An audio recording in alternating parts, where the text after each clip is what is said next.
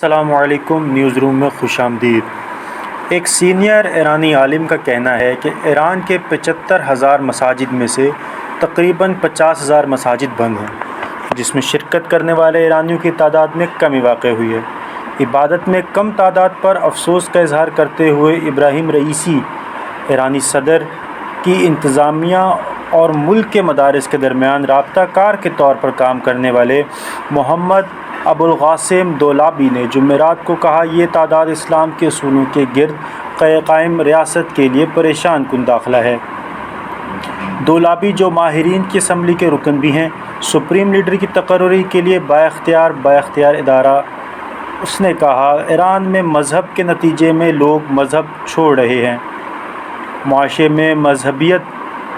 کے کمزور ہونے اور اس کے نتیجے میں مذہبی حکم کے ذریعے حکومتی حکمرانی کے کمزور ہونے پر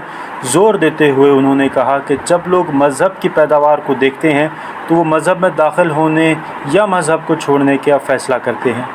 وجوہات کے ساتھ بشمول مذہب کے نام پر لوگوں کی تضلیل، مذہبی تصورات اور تعلیمات کو غلط بنانا اور لوگوں کو باوقار زندگی سے محروم کرنا اور مذہب کے نام پر غربت پیدا کرنا۔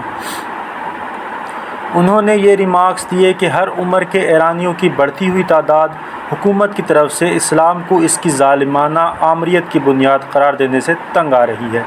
جس کی 81 ستمبر کے مہینے سے محسمہ امینی کی اخلاقی پالیسی کی تحویل میں